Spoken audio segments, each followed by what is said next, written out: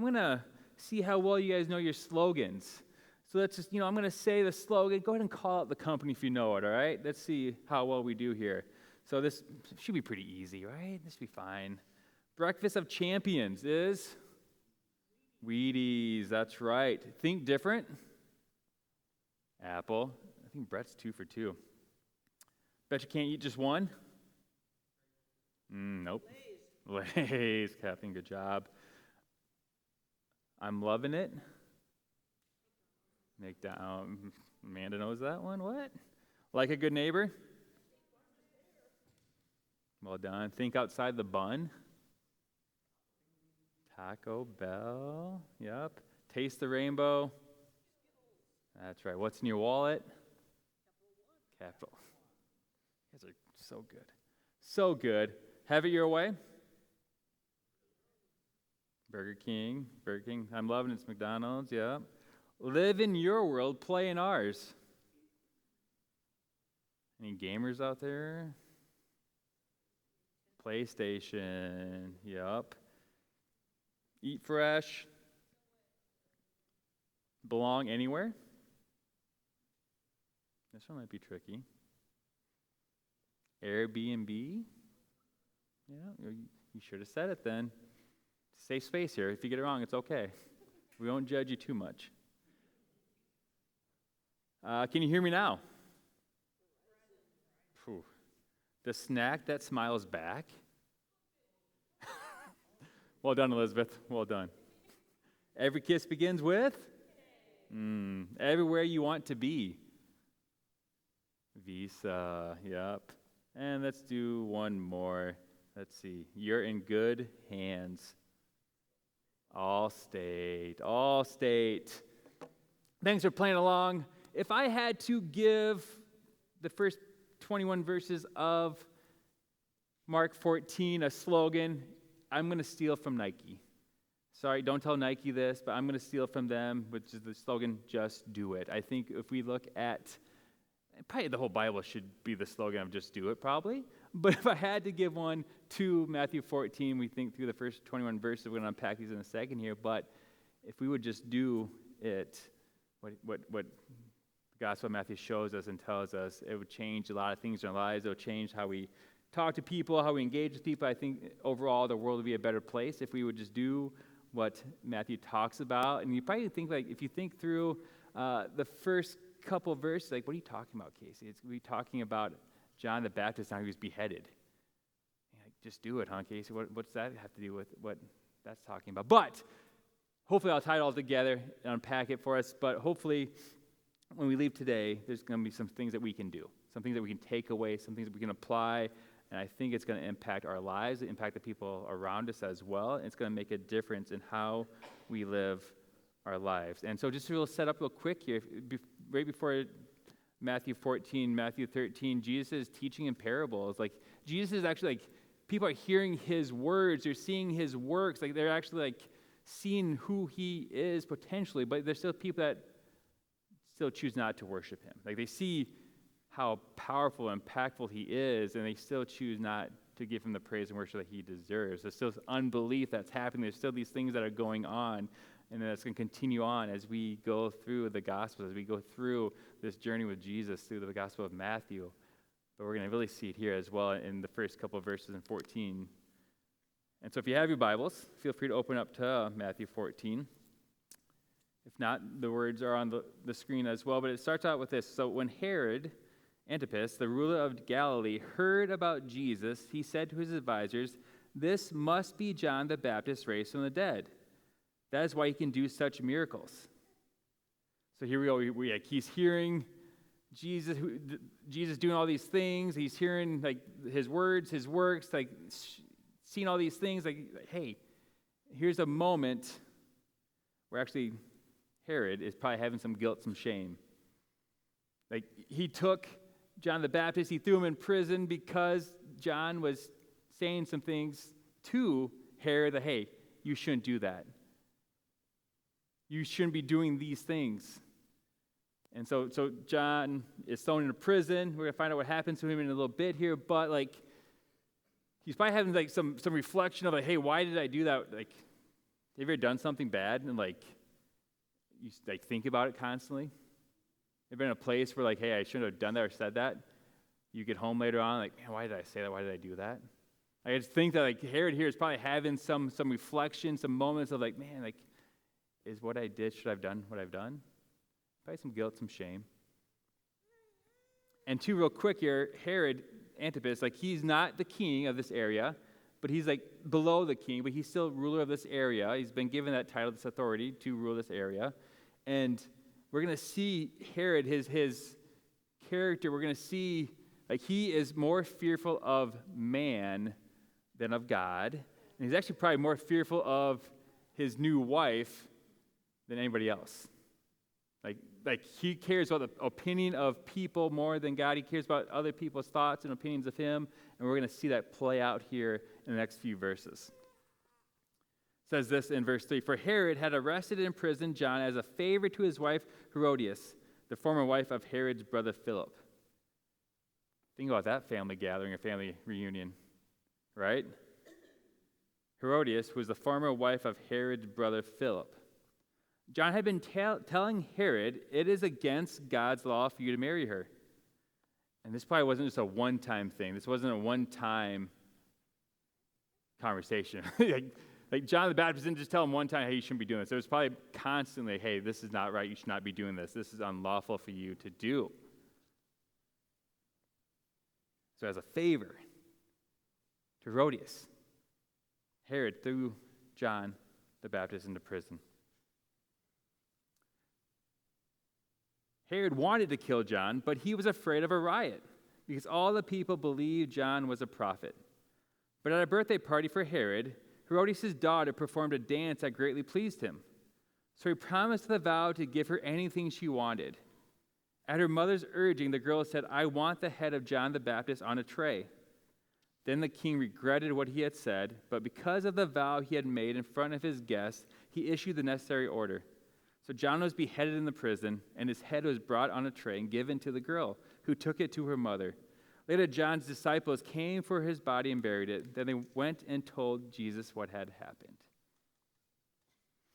Just to maybe talk about this moment of the scene of what's happening here. So Herod and his friends at this party, at Herod's birthday party, there's probably some drinking going on, and they say a girl, but it's probably a teenage girl, was dancing.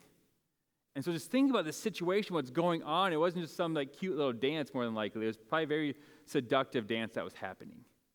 Think about this was technically this little girl's stepdad. And just think about this moment in time of what's happening and what's going on, the drinking, this party, and the decisions that are made when we are doing those type of things can lead us astray and lead us to do things. Even when it came to the vow that he made in front of his feet, you can see how the opinions of people matter to him because hey, I made this vow in front of people. If I don't go through with this vow, I'm going to appear weak. I'm going to appear weak in front of my friends. So I have to go through with this, even though he knew it was wrong. I made this vow in front of my friends. I'm going to look weak and not as powerful if I don't go through with this. And so all these things are going on. And so as I was just reading through this, John found himself in prison because he was willing to speak truth to Herod. He was willing to speak truth. He was willing to call him out for what he was doing. And in doing so, he was thrown in prison. And later, it cost him his life.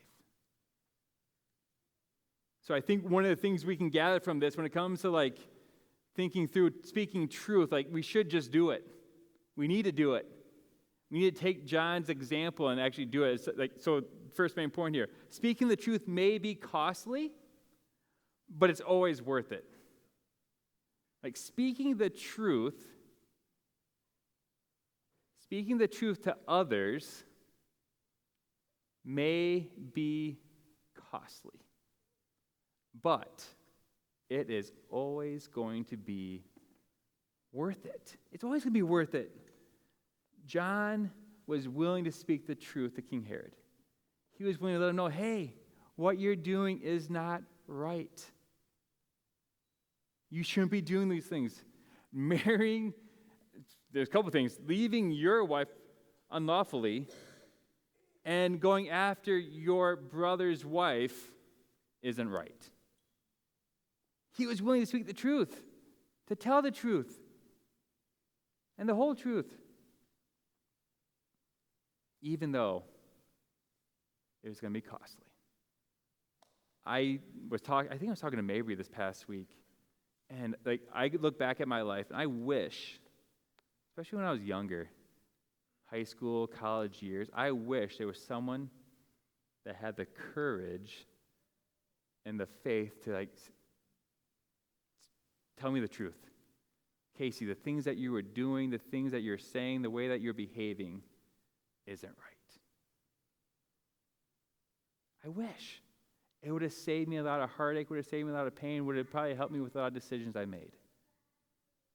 Thankfully, as I got older, that there were people that were willing to do that, like, hey, Casey. And the cool thing about it was they did it out of love.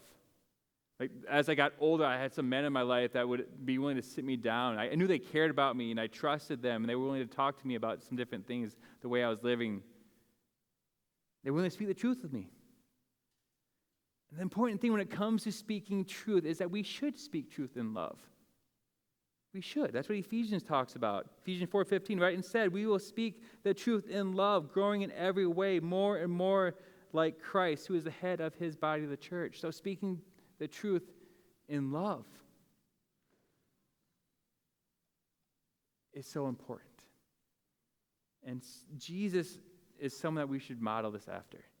If you recall of how Jesus spoke to people, he spoke out of love, and he spoke out of care and compassion for the other person. And you know what Jesus did? He asked a lot of questions. He asked a lot of questions, which then led other people to maybe self-realize what they're doing isn't right. So I think we could definitely learn, obviously we can learn a lot from Jesus, but we can learn a lot from him about how to speak truth in love and care about the person. And instead of being nice, which I think Midwest nice, maybe sometimes we say out of people's business, but instead, if we truly cared about someone, if we truly cared about someone, I think the kind thing to do is sit them down and have a conversation with them. But I think always, before we speak truth, we always need to check our own heart first. We need to check our heart first.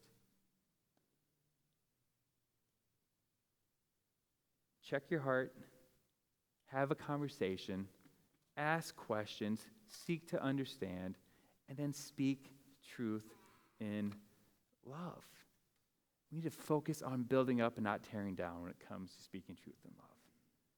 If all we're doing is to call someone out of what they're doing is so bad and not help them build up and do what's next or what's right next, we're not doing it the right way. We want to be able to build them up, reveal to them that, hey, it's not the right way, but this is the way to go, this direction to go. So follow Jesus' example, speak truth in love. He cared about the person, he asked questions. I think if we truly cared about the people around us, we would be willing to speak truth. It might cost us something. It might cost you your friendship for a moment. It might cost you something. But it's going to be worth it. It is always worth it. And I would just encourage you, if you want to avoid maybe being called out by someone like John the Baptist, like how he called out Herod, is find some people that will hold you accountable. Find some people that will help you prior to getting to a place where you're so far this direction going the wrong pathway that they're willing to ask you the right questions and the important questions. I have guys in my life, I ask me, Casey, how well are you loving your family? How well are you loving your wife? How well are you doing what Jesus asked you to do? Have people that are willing to ask those questions that will help prevent you, have some guardrails up so you don't go so far off to the left end. If Herod here would have had some people, that group of friends he had in that circle, I guarantee you they weren't holding him accountable. They weren't willing to ask him the tough questions. And then maybe even ask yourself the right questions as well. Am I being the person I want to be? Am I being the person that God wants me to be? Am I doing the things he wants me to do? Am I displaying the fruits of the Spirit? Or is it more the fruits of the flesh? Right? Casey, is your life full of love, joy, peace, patience, kindness, gentleness, goodness, kindness, self-centered, self-control? Or is it the fruit of the flesh? Anger, idolatry, lustful desires and pleasures, selfishness. And do I have people in my life that are willing to call me out in those moments? Are willing to speak truth to me? We all need them. We all need people in our corners to help us as we go through life. We need people to speak the truth to us, and we need to speak the truth. So when it comes to speaking the truth, I just encourage you, just do it. It's not easy, right? Nobody wants to have that tough conversation. Nobody does. It might cost you something. But it's important, and it's worth it to help someone from going down a pathway they never wanted to go down. Because King Herod went down a pathway he never wanted to go down, I guarantee you that. But one thing led to another. Nobody was willing to speak truth to him besides John the Baptist. So speak the truth, even though it's going to cost you something. So we continue on here, verse 13. Very familiar story to all of us. It's actually just a very familiar story because this isn't every one of the Gospels.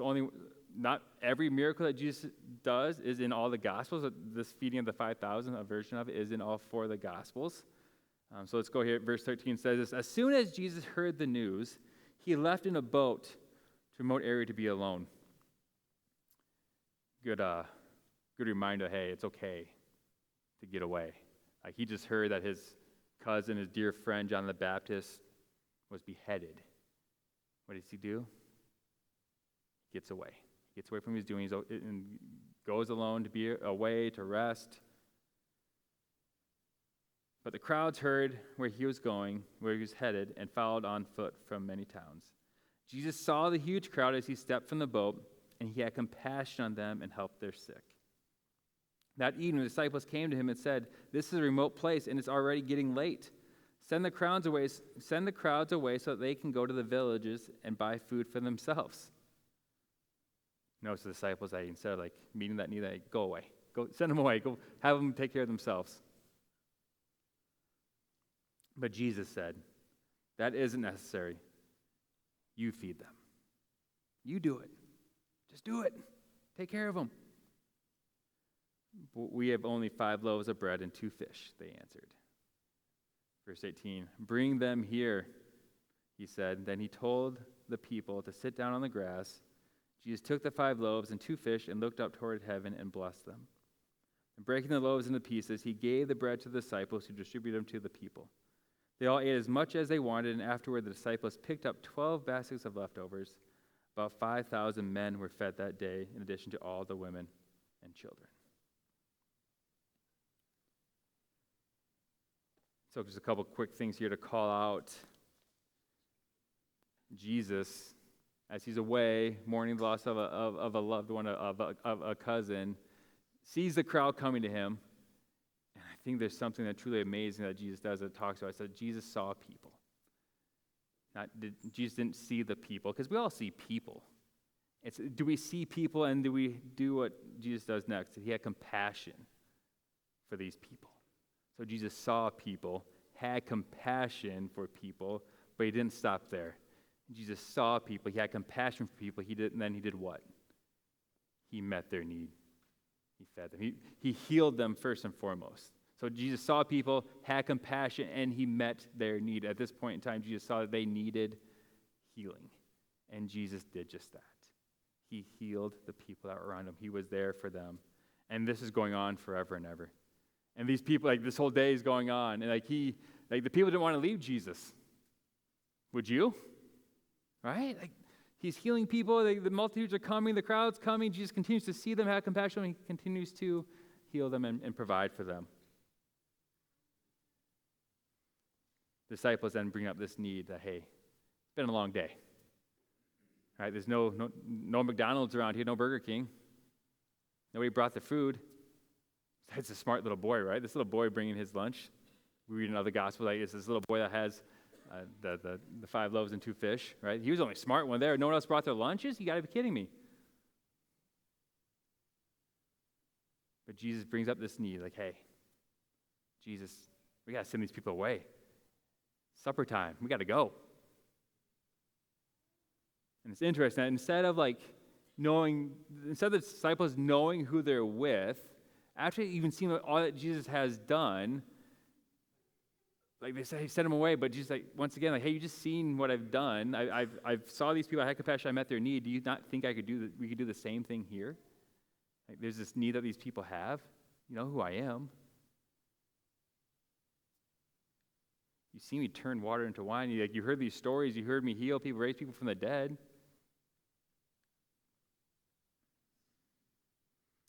The disciples brought up a need of the people. They were hungry. Jesus tells them to feed them. He says, just do it.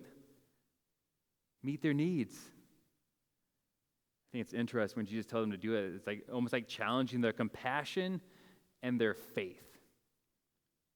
Right? Like, how compassionate are you for these people? What are you willing to do for these people? And what do you believe could happen and we could do with these people? How can we provide and meet this need? Jesus asked them, hey, what do you have? What do you currently have? He was talking as what they had, not what they didn't have. He didn't focus on their lack, but instead on what they truly had right there with them. And he took what they had, lifted up to heaven, gave thanks to it, blessed it, and then instead of giving it to the people himself, he then used that blessing of food and used the disciples to distribute it to the people. I also think it's important to note that he had them go into groups, and it was like a meal. Like, hey, sit down in groups and be together. Share this meal together. I think it is significant. But this shows that Jesus has provided everything we need to meet the needs of others. He has provided everything that's needed to meet the needs of others. And so we need to make sure we use what we have to help those that are in need. Not what you don't have. Use what you have to help those that are in need. And that's the last point there, is truly to help those that are in need. Like, if we truly think about the things that we've been given, do we think those are just all for us to consume and to use ourselves? Or is it something that we are to be blessed with and to be a blessing to others? I love what St. Augustine said. He says this. He says, find out how much God has given you, and from it take what you need. The remainder is needed by others. The remainder is needed by others. And that's when this is that whole mindset of changing if we are an owner of what we've been given or if we are a steward of what we've been given. If we are a steward of it, it means, hey, we are just taking it, looking after it for a little bit. It's not ours to begin with. We are supposed to be obedient to what God's asked us to do with it. That's what stewardship is. That, hey, this is not mine. It is God's. And then that means we have to actually ask him, how should I use this? How should I take care of what you've been given, that you've given me? How should I take care of this? What should I be doing with this? Find how much God has given you, and then offer the rest of that. How much do you need? And how much is needed by someone else? That's why I share the prayer in my home is, hey, God, bless us so we can be a blessing to others. It's never meant to bless us so that I'm blessed, and I hold on to that myself. But it's how can I be this conduit, this vessel of blessings to other people? I guarantee you, we are the answer to someone else's prayer. It's not what we don't have, but what we actually do have. We have the opportunity to be the answer of someone's prayer because God has trusted us with what he's given to be a good steward of that. not just for our own consumption, but to be a blessing to someone else, to meet someone's need. Jesus took what they had, blessed it, and thanked God for it. Jesus meets our needs. He meets the needs in us, and then he amazingly uses us to meet the needs of other people. Like through us, through the disciples, right? He used the disciples to distribute the goods, the food. There's needs all around us. Even maybe you have a need right now. Jesus can meet the need for us. He can meet the need for others. A lot of times he uses the things he's given us and provided us to meet the needs for each other, to be there for one another. And that was the beautiful thing about the early church, the Acts 2 church. If you recall, they took what they had. They shared everything they had. Out of needs of other people, they provided for each other. So once again for us, use what you have to help those that are in need. And just do it. Just use what you have. Nothing less, nothing more. You've been provided something. Could be gifts, talents, resources, whatever it may be. Wisdom, whatever it might be. Use what you've been given to help someone else. We've been put into a position of stewardship of the things that God has provided us. So how are you doing?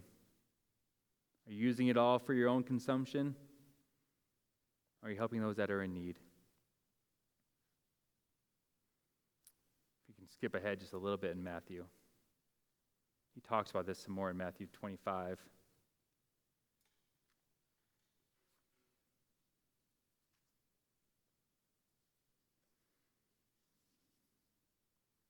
It says this, "But when the Son of Man comes in his glory, and all the angels with him, then he will sit upon his glorious throne. All the nations will be gathered in his presence, and he will separate the people as a shepherd separates the sheep from the goats. He will place the sheep at his right hand and the goats at his left. And the king will say to those on his right, 'Come, you who are blessed by my Father, inherit the kingdom prepared for you from the creation of the world. For I was hungry and you fed me. I was thirsty and you gave me a drink. I was a stranger and you invited me into your home.